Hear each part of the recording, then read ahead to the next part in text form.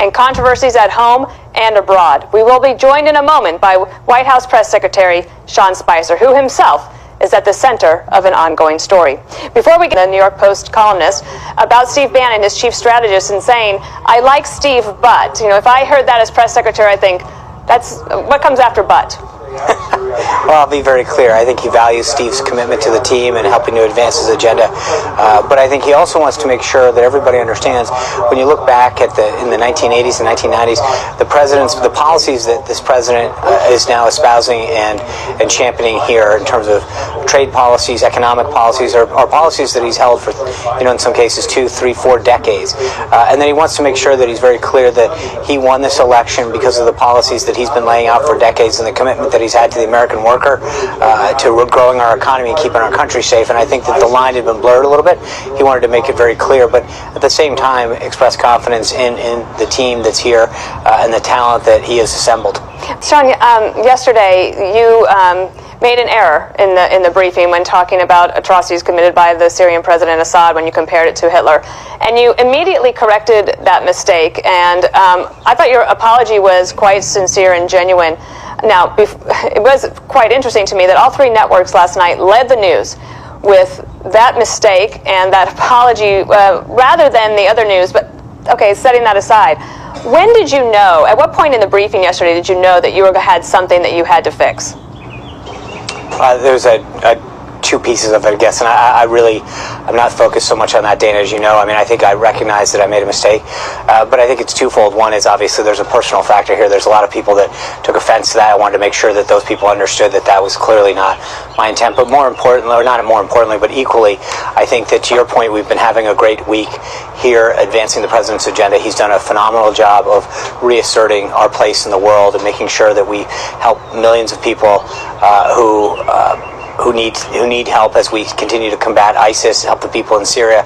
And it was just unfortunate that my mistake helped create a distraction from the president's, the great work that he's doing for this country, and frankly throughout the world. So I knew that it needed to be fixed, and I sincerely not just regret that what I did to other people about my own mistake, but also obviously it's a mistake and you let down the president who you serve, because my job is to help do what I can to advance this thing, not get in the way of it. Unfortunately, yesterday I did just that. But Sean, were you a little harder on yourself than even the president was? I mean, did you have a chance to talk to him? I did. He is one of the most gracious bosses and leaders that you could imagine.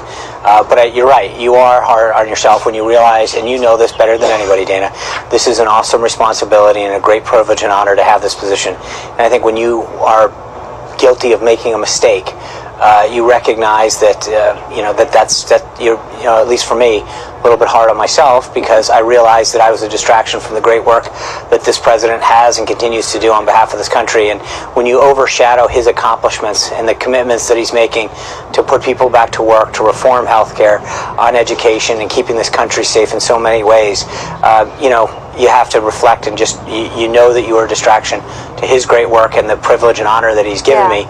So it's disappointing to myself, and I hope people will not only. I do think you're a little harder on yourself than you need to be, but especially because I immediately identified it. I do think that just looking back for me, I think one of the things I most learned in that job, or the most important lessons, were about dignity and graciousness, empathy, and certainly humility. There's no job that will humble you like the White House press secretary's job. Is there anything else that you've learned so far? You're about 83 days into the administration. Does anything surprise you? No, I think you gave me some very sage advice during this process, and I think it really is. I think you've got to go in every day and be prepared as you can be. You got a lot of homework to do every day. You're trying to represent this government, the American people, the president, making sure that you understand the key issues at hand, and frankly, some of the issues that haven't bubbled up to the top, but you're as prepared as possible. And that you're as focused as possible. And obviously, you see sometimes what happens when you're not.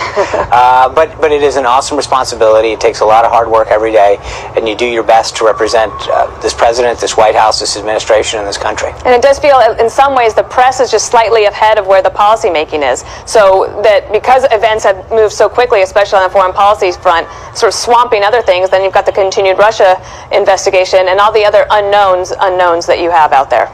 Well, that's right. But I think, again, if you actually stop and look at what the president's been able to accomplish over the last 10 days, you know, 3 world leaders come in last week, where we're making tremendous progress, and it's amazing how many of these world leaders the president meets with. And they talk about rebuilding a relationship that the U.S. has lacked for the last 8 years, and they're so excited to reestablish that, work with this president to advance shared goals, whether it's economic or national security ones. And the president had a tremendous week last week, and then obviously he took very decisive, justified, proportional response with Syria that just really got huge praise from around the world. So he continues to make great traction. I think what we did today continues to show that with this alliance with NATO. All right, Sean. Get home to Rebecca. Thank you so much. Thank